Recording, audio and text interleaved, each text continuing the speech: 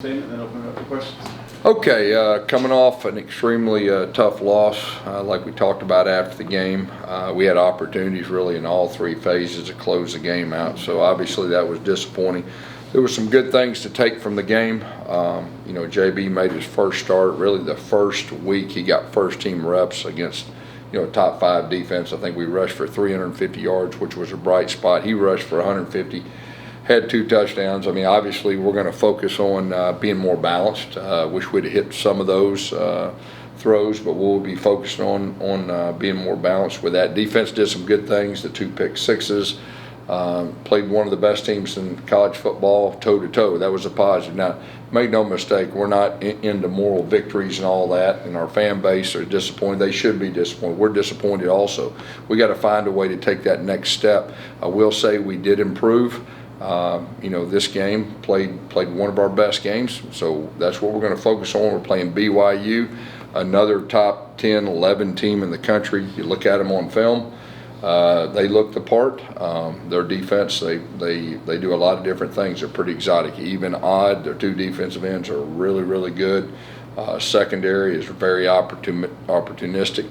Then offensively, they're one of the better offenses in our league. So another opportunity for our guys. Our guys, we had practice last night. The guys responded like I thought they would, and we're ready for the next task against BYU. Questions? Coach Ja'Cory Brown, is he your starting quarterback now moving forward? Has that been established? Yeah. He's our starting quarterback. I'm real excited about him. You talk about his potential is really off the charts. He's got as good as arm as probably anybody in college football. I like the way he's handled himself. I mean, he ran physical, he ran hard. The moment wasn't too big, and so a lot of really good things, to build upon with him. Gus, when you look at the passing game, I know Ja'Cory was his first start, Yeah. but still, what do you guys need to do to get better in that passing game, and what do you need to do to help maybe build some confidence for Ja'Cory as he moves? Yeah, I think you're exactly right. We need to put him in some situations, especially early in games right there, to help him. That was his first rodeo, and things are going a little fast and all that, and they had some good cover guys, and so we just got to be more balanced, and we're going to focus on that. And he can run it. Everybody knows he can run it. R.J. Harvey had another outstanding game, with that, but we got to be balanced, and if we can be balanced, we got a chance to be a really good offense. Coach, from your perspective, we're talking about the passing game there too. Let's build on that a bit. If it's improved, do you feel like that in a complementary sense that would help the defense get off the field a bit more too? Yeah, I think the big thing in the defensive defense, we didn't get it done on 3rd downs, and they were on the field too much, and so everything works together. And like I said, the reality is that was his first week in practice to go with the ones. So it takes a little bit of time as far as the timing. We were just a little off. We missed a couple of those that were pretty close, but now that we'll get in a routine, we'll do nothing but improve in that area. What role do you see for E.J. Colson going forward? He's our number 2 guy, and he's one play up right there. And I've told you he's got a chance to be an outstanding quarterback at this level, and he's one play up, and he's ready, and he's practicing well too. Hey Coach, we know the defense had 2 pick sixes, but they played near 40 minutes, and we know that you run a fast-paced tempo offense. Some plays are just set to go fast. Do you think that harms you a little bit, especially like in the late game situation where there could have been more time run off the clock? Well, in that situation, I think there was 7 or 8 minutes left. We were up by 5. As a coach, you do what you think is best to win the game. You keep trying to score too. You don't just ice the thing. So obviously it didn't work out in that area. But, as far as them being on the field, it was a combination of us not being able to get off the field on stay on the field on 3rd down like we talked about, and then them staying on the field. And that's kind of their MO, as far as controlling the clock and all that. Do you plan to make some more adjustments to maybe like slow the game down just a little bit more going into those crunch times? Well, obviously it didn't work out. Time it didn't work out, that's what stands out. Each game, outplays different, and so you just got to do the best you can as far as putting your guys in the best situations.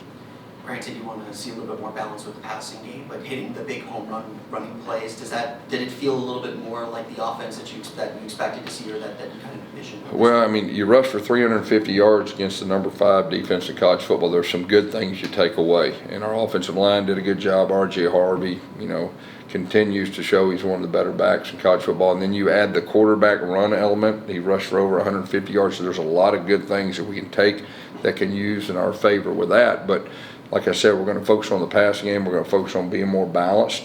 And so there's great potential with our offense, moving forward.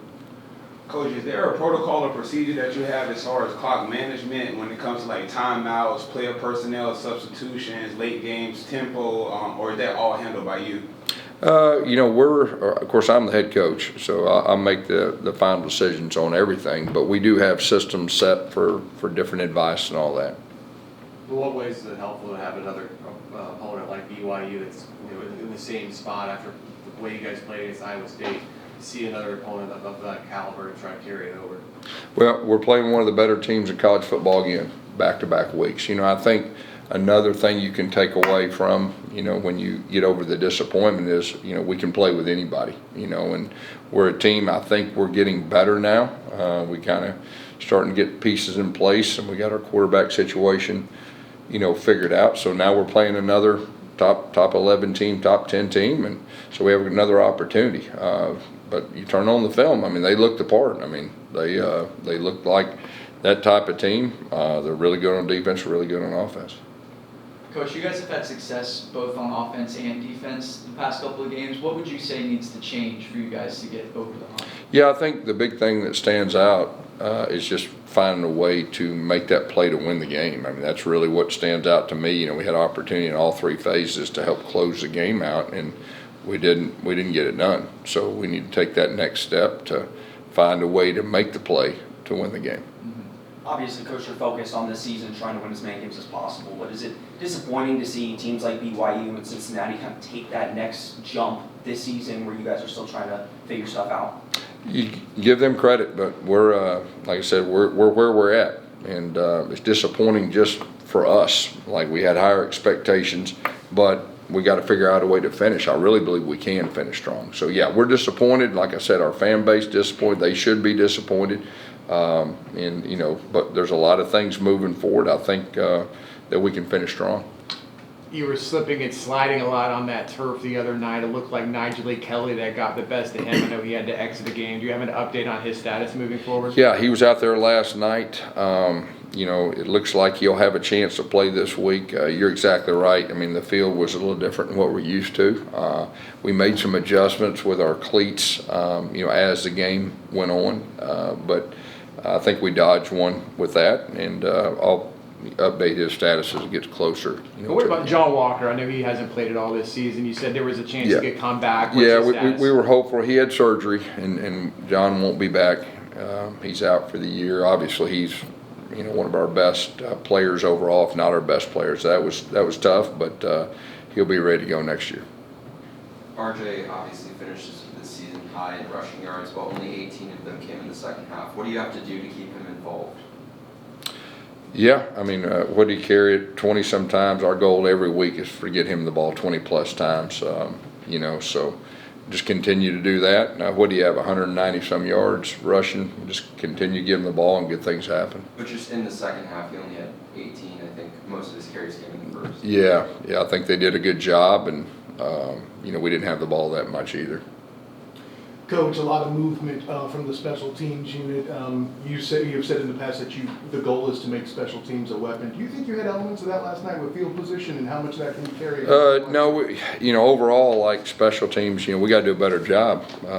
Overall, now I will say this: the blocked extra point was huge. That was a huge by our young one, and that was an impact play. But overall, they had the big punt return. That was extremely tough right there. But we got to do better on special teams. I guess I asked Tim and Ted this last night, but do you feel the external pressure with the ongoing losing streak and everything, and if you've felt pressure from the administration, I guess, with the way things have gone this season? You know, I feel my own internal pressure as far as disappointment of not getting it done to win games, especially the last one was a tough one to swallow. You know, we got to figure out a way to win the game, but it's next game, and that's the way I look at it. I've been doing this a long time, and I've had a lot of ups and downs, and it's all about our players, it's all about our team, and from a coach's standpoint, we got to do better to help them. Coach, after Xavier Townsend left, that was your kick returner, both kick returner and punt returns. Now you have Trent Whittemore on punt returns, but he seems to often go for the fair catch more often than not. Do you feel like you're eliminating a part of your game with not having a more, I guess, versatile returner back? Well, first of all, we got confidence in Trent, and the game plays out different ways, as far as that goes. Our last game, just for example, we tried to block it. We thought we could go after it. We thought we had a chance with their, snap time and all that. And so that was part of the game plan. It wasn't on Trent, but Trent's a really good punt returner. He returned punts the last place he was at. Peterson, you saw the young one. I mean, he's electric, guys, and so we're going to continue to get him chances. He made the one run, he broke a couple tackles, and he hit the one the week before too. And so we're real excited about his future returning kickoffs. You just said you've experienced a lot of ups and downs as a head coach. What's different about this stretch of down? What's different? Yeah. We're in game 4. We've had to change quarterbacks, and anytime you change quarterbacks, there's going to be a period of time of adapting, and so that's what we're doing. And the good thing is, like I said, I think everybody can see, JB's extremely talented, and he just needs to work with our one receivers more, and he'll improve each week, and we'll improve each week in the passing game. What more do you need to see from wide receivers to help him out? The other night, we just got to make plays when you get the opportunity. Really, it's as simple as that. But I think in fairness to receivers too, it just takes a while, and we got to accelerate that thing. We threw it a lot last night. We'll continue to do that in practice. Coach, you said in the past that your championship teams have been player-laden. You got a lot of seniors with this class, bringing in a lot of seniors also through the transfer portal. What would you grade the current senior class and kind of how they're doing with this current process in this season? Yeah, our leaders have done an outstanding job. We're going through a tough time, and they brought it every day in practice and games, and they played their guts out. Saturday night, in a hostile environment, and they came out and practiced yesterday. So that's a sign of great leadership, and real proud, and I'm honored to coach those guys. The quarterback broke contain on a few occasions, but it seemed like you guys were able to get more pressure on him. You were able to create some turnovers. Where do you feel like the defense is at? Yeah, that quarterback, he was a phenomenal player. He got loose, and that definitely extended some drives and some third downs. And when we're bringing 5, we got to do a better job of containing when you're bringing 5. When you're bringing 4, you got linebackers that can fit, and that's a focus. That's a focus moving forward. But he made some plays a couple times. We thought we had him, didn't have him. He was a strong guy, and but we got to continue to improve in that area. I guess it looked like on that touchdown by Iowa State at the end of the game that they had maybe looked like a false start and everything, but it wasn't called. Did you feel like there could have been opportunity there? To have a penalty called, and would have been a 10-second runoff, I think, wouldn't it have been at the end? Yeah. The guy was in motion. They didn't call it, but yeah, that was a motion 10-second runoff. But it is what it is. They didn't call it, so on to the next one. Coach, with the quarterback change, how would you evaluate the team's performance so far, and what is your message to the players moving forward? Say it again. With the quarterback change, how would you evaluate the team's performance so far, and what's your message to the players moving forward? Well, I think for his first start, you're asking a guy to have his first start, and you're taking on number 5 defense in college football and number 9 team in college football, and you have a chance to win. So I'd say it's positive, and our guys understand that, and our guys are looking forward to the next game. A couple more. BYU had an exciting last-minute finish the other night against Oklahoma State. They've had an excellent season so far. Just looking at the film and their personnel, what really stands out to you about BYU? They're a legit team. You can tell how they're undefeated. They found a way to win. They may not played their best game last week, but they found a way to win. That's what really good teams do. Like I said, defensively, their defensive ends, I got 2 of them that I'm real impressed with. They're very aggressive. They've been with this same defense coordinator, I guess, for 3 years. And offensively, what are they, number 4 offense in our league, and they're balanced too. They're a veteran team. You can tell they're an older veteran team, and so it'll be a good test for us. Guys, how much are you looking forward to having these back-to-back games at home? Be in front of a home crowd, especially during a streak like when you're trying to break it, having like the home support possibility. No, there's no doubt. We're really looking forward. We really appreciate our fans. We need to give these guys something to cheer about. We need to win a game like this, and so we're really excited to play not just this game, but the next one too. All right, thanks, Coach. Thank you. Thank you, guys.